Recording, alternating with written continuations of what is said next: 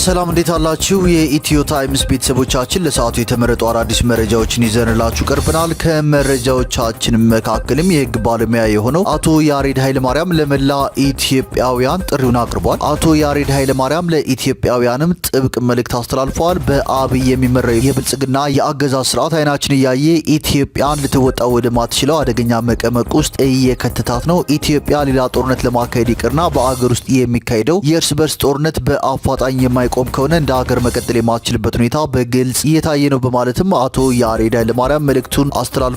ይህ መረጃ በዜናችን በዝርዝር የምናስደምጣችሁ ይሆናል። ከዚህ መረጃ በተጨማሪ ኤርትራ የኢትዮጵያን የባህር በር ፍላጎት ለመግታት የመከላከያ ኃይሏን በማጠናከርና ቀጠናዊ ተጽዕኖዎችን በመፍጠር ላይ መሆኗን የአገሪቱ ማስታወቂያ ሚኒስቴር ለኤርትራ ሕዝብ በትግርኛ ባሰራጨው ጽሑፍ ላይ ማስታወቁን መኢአድን፣ እናት ፓርቲንና ኢህአፓን ጨምሮ 5 ፓርቲዎች የመሰረቱት ጥምረት ዓለም አቀፉ ህብረተሰብ ኢትዮጵያ ውስጥ የሚካሄዱ ማንነትና ሃይማኖት ተኮር ጥቃቶች መንግስታዊ መዋቅሮችን የተከተሉ ስለመሆናቸው ምርመራ እንዲደረግ መጠየቃቸውን ባላደራውና መልእክተኛው በተባሉ የማህበራዊ ሚዲያ የተቸገሩ ገንዘብ አሰባሳቢዎች ላይ የአዲስ አበባ ፖሊስ ምርመራ እንዲያደርግ መጠየቁን፣ ሐሰተኛ ሰነድ የሚያዘጋጁ 2 ተጠርጣሪዎች በተደረገባቸው ክትትል በቁጥጥር ስር እንደዋሉ የአዲስ አበባ ጠቅላይ መምሪያ ማስታወቁን፣ የአዲስ አበባ ፖሊስ ጠቅላይ መምሪያ ከፍተኛ አመራሮች በአዲስ አበባ ከተማ ክፍለ ከተማ ፖሊስ መምሪያ በሪፎርሙ የተከናወኑ የግንባታ ስራዎችን መጎብኘታቸውን እንዲሁም ከውጪ ፍልስጤማዊ እስረኛ ላይ ወሲባዊ ጥቃት ሲፈጸም የሚያሳይ ቪዲዮ እንዲለቀቅ ያደረገችው የእስራኤል ጦር አቃቤ ሕግ ከኃላፊነቷ እንደለቀቀች መሰማቱና ሌሎችን በዝርዝር የምንመለከታቸው መረጃዎች ይዘንላችሁ ቀርበናል። ዝርዝር መረጃዎችን ለማድመጥ ቻናላችንን ሰብስክራይብ በማድረግ የደውል ምልክቷን በመጫንና መረጃውም ለብዙዎች እንዲዳረስ ላይክ በማድረግ እስከ መጨረሻው አብራችሁን ቆዩ።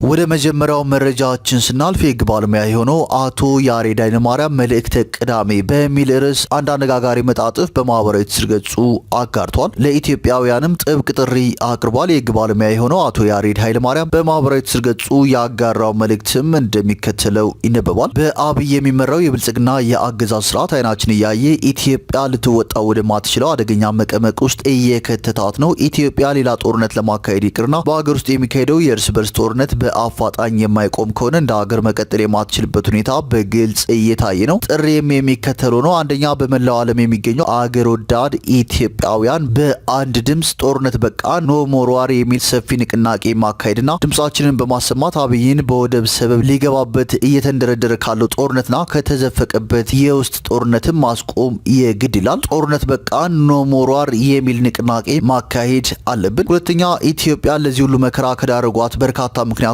ግንባር ቀደሙ አብይ የሚከተለው ግጭትን ያማከለ የፖለቲካ ምሪት በመሆኑ ሁሉም ኢትዮጵያዊ የአብይ አስተዳደርን በቃን ኢናፍ ሊለው ይገባል። ለዚህም ኖ ሞር ዲክታተርሺፕ አምባገነናዊ ስርዓት በቃን፣ አብይ መስትጎ፣ አብይን አንፈልግም፣ ኖ ሞር ሪፕሬሽን ግፍ በቃን የሚሉ መሪ ቃሎችን ይዞ ስርዓቱ እንዲቀየርና ሰላማዊ ህዝባዊ እምቢተኝነት እንዲቀጣጠል ትግሉን የሚመሩ አካላትን ድጋፍ በመስጠት ከጎናቸው በመቆም ከተጫነው አስከፊ መከራና ግፍ ሊላቀቅ አገሩንም ለማትረፍና ሁሉም አካታች የሽግግር መንግስት እንዲመሰረትን በሰላማዊ መንገድ ለሚታገሉ አካላት ድጋፉን መስጠት ይኖርበታል። ዝምታው ይሰበር። ኖ ሞር ዋር፣ ኖ ሞር ፕሮስፐሪቲ ፓርቲ የወደብ ጥያቄ በዲፕሎማሲና በድርድር ብቻ የሚል መልእክት አቶ ያሬድ ኃይለማርያም በማህበራዊ ትስስር ገጹ አጋርተዋል።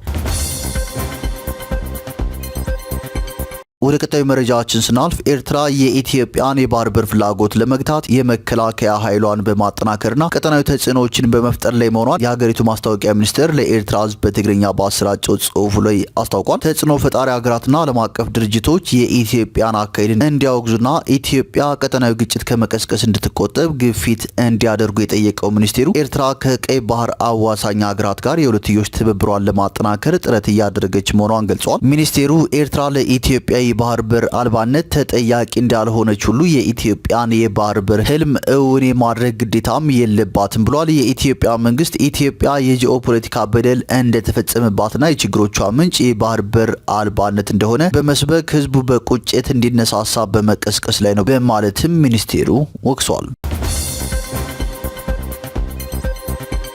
ወደ ቀጣዩ መረጃችን ስናልፍ የቤኒሻንጉል ጉሙዝ ክልል ሲቪል ሰርቪስ ቢሮ መንግስት ከመስከረም ጀምሮ ለሁሉም መንግስት ሰራተኞች በፈቀደው የደሞዝ ማሻሻያ መሰረት ገንዘብ ሚኒስቴር የፈቀደው የ10 ወር የደሞዝ በጀት ከክልሉ ሰራተኞች ቁጥር አንጻር ሲታይ በቂ እንዳልሆነ አስታውቋል። ቢሮው በክልሉ ሰራተኞች የደሞዝ ጭማሪ በጀት ላይ ከ1.2 ቢሊዮን ብር በላይ ጉድለት እንደተፈጠረም ገልጿል። ጠቅላይ ሚኒስትሩ ቤኒሻንጉል ጉሙዝን ጨምሮ በብዙ ክልሎች የመረጃ ክፍተት የተፈጠረው በክልሎች ወይስ በፌዴራል ደረጃ ስለመሆኑ ተጣርቶ ለውሳኔ እንዲቀርብ በቅርቡ መመሪያ መስጠታቸውን የጠቀሰው ቢሮ የክልሉ የፋይናንስ ቢሮ ይህንኑ የማጣራት ስራ ጀምሯል ብሏል። ይኸው የማጣራት ስራ ተጠናቆ መንግስት ውሳኔ እስኪሰጥ ድረስ ሰራተኞች በማህበራዊ መገናኛ ዘዴዎች ለሚናፈሱ አሉባልታዎች ጆሮ እንዳይሰጡም አሳስቧል።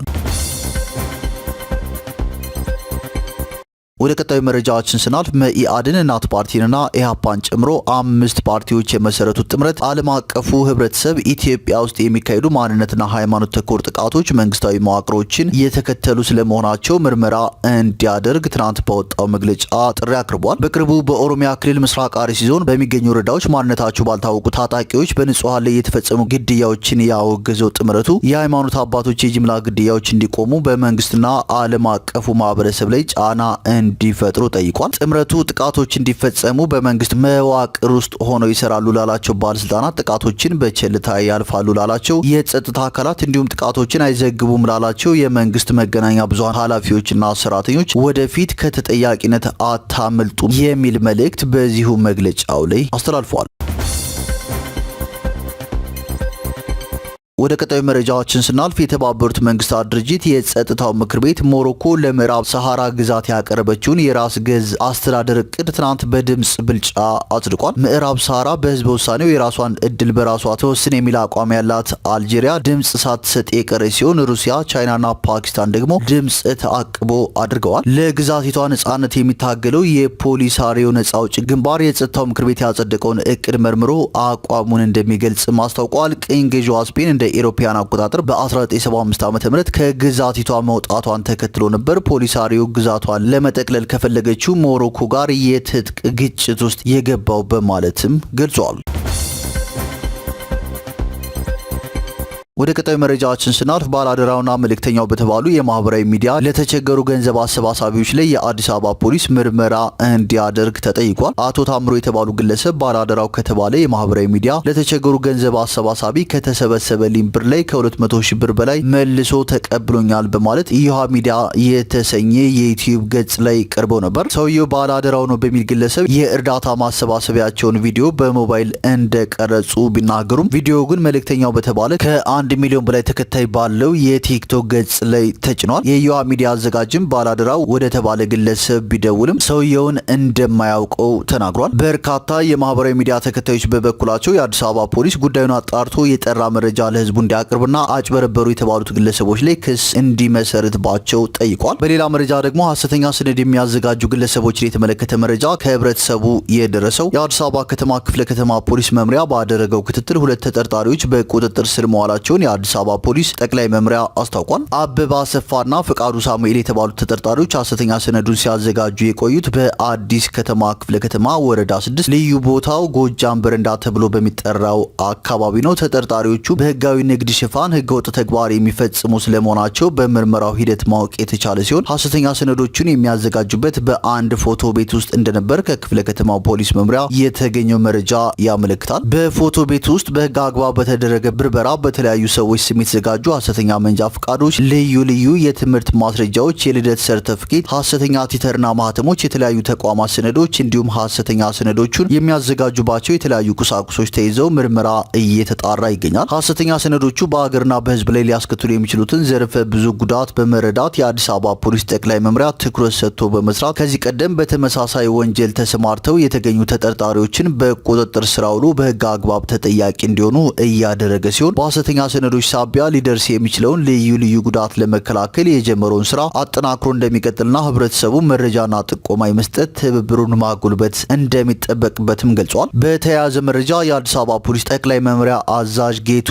አርጋው የወንጀልና ትራፊክ አደጋ ምርመራና መከታተል ምክትል ጠቅላይ መምሪያ ኃላፊዎች ምክትል ኮሚሽነር ሐሰን ነጋሽ፣ ምክትል ኮሚሽነር ፍቅሩ አለማየሁ እንዲሁም የአዲስ አበባ ፖሊስ ጠቅላይ መምሪያ የመምሪያው ጽህፈት ቤት ኃላፊ ምክትል ኮሚሽነር አህመዲን ጀማል እንዲሁም የሰው ሀብት ስራ አመራር መምሪያ ኃላፊ ምክትል ኮሚሽነር ዮሐንስ ጪልጆና ሌሎች የጠቅላይ መምሪያ ኃላፊዎች በተገኙበት ጥቅምት 22 ቀን 2018 ዓ.ም የስራ ጉብኝት ተደርጓል። በ11ዱ ክፍለ ከተማ ፖሊስ መምሪያዎች ፖሊስ ጣቢያዎችን ለአገልጋዩና ለተገልጋዩ ህብረተሰብ ምቹ የማድረግ ስራ ተጠናክሮ ቀጥሏል። የአዲስ ከተማ ክፍለ ከተማ ፖሊስ መምሪያ ህብረተሰቡን በማስተባበር በስሩ የሚገኙ የአበበ ቢቄላ አካባቢ ፖሊስ ጣቢያ፣ የአውቶቡስ ተራ፣ የኮልፌ፣ የምሳሌሚያ፣ የመርካቶና የአማኑኤል ቶታል አካባቢ ፖሊስ ጣቢያዎችን ለአገልግሎትና ለስራ ምቹ የማድረግ ስራን እየሰራ ይገኛል። የአዲስ አበባ ፖሊስ ጠቅላይ መምሪያ አዛዥ ጌቱ አርጋው የአዲስ ከተማ ክፍለ ከተማ ፖሊስ መምሪያ የስራ እንቅስቃሴን በመጎብኘት ጠንካራ ጎኖችን በማድነቅ የስራ መመሪያ የሰጡ ሲሆን ፖሊስ መምሪያው ከዚህ ቀደም ለአገልግሎት አሰጣጥና ለስራ ምቹ ያልነበሩ ፖሊስ ጣቢያዎችን ምቹ ለማድረግ እየሰራ ያለው ስራ ጥሩ መሆኑን ገልጸው የጣቢያዎቹ ግንባታ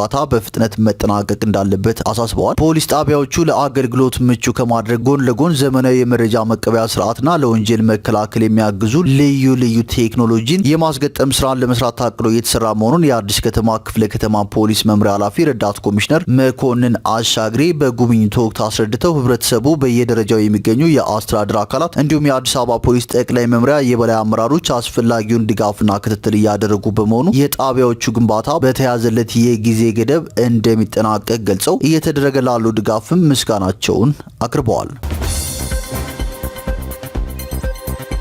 ወደ መጨረሻው መረጃዎችን ስናልፍ ፍልስጤማዊ እስረኛ ላይ ወሲባዊ ጥቃት ሲፈጸም የሚያሳይ ቪዲዮ እንዲለቀቅ ያደረገችው የእስራኤል ጦር አቃቢ ሕግ ከኃላፊነቷ ለቃለች። የእስራኤል ወታደሮች ፍልስጤማዊ እስረኛ ላይ ወሲባዊ ጥቃት ሲያደርጉ የሚያሳይ ነው የተባለ ቪዲዮ ሾልኮ እንዲወጣ ማድረጓን ያመነችው የእስራኤል ጦር ዋና አቃቢ ሕግ ከኃላፊነቷ ለቃለች። ሜጀር ጄኔራል ዩፋት ቶመር የሩሻልሜ የተባለችው ይህቺ የሰራዊቱ የህግ ባለሙያ በዚህ ሳምንት ፖሊስ የወንጀል ምርመራ መጀመሩን ተከትሎ እረፍት እንድትወጣ ተደርጋ ነበር። ፖሊስ ምርመራ ስዴቴ ኢማን በተባለው የእስር ተቋም ውስጥ በሚገኝ የደህንነት ካሜራ የተቀረጸው ቪዲዮ እንዴት ሾልኮ እንደወጣም የሚያጣራ ነው። ቪዲዮ የእስራኤል ወታደሮች አንድ እስረኛ እንግልል አድርገው ወደ አንድ ጥግ ከወሰዱት በኋላ የሚካሄደውን ነገር ለመሸፈን የጸጥታ ኃይሎች በተቃውሞ ወቅት በሚይዙት የፕላስቲክ ጋሻ ዙሪያውን ሲከቡት ያሳያል። በዚህ ወቅት እስረኛው በሹል ነገር ፊንጢጣው ላይ ተወግቷል። እስረኛው ፊንጢጣው ላይ በደረሰው ጉዳት መራመድ አይችል የነበረ ሲሆን የደረሰበትን ከባድ ጉዳት ለማከም ክትትል ሲደረግለት ነበር። ከዚህ ጥቃት ጋር በተያያዘ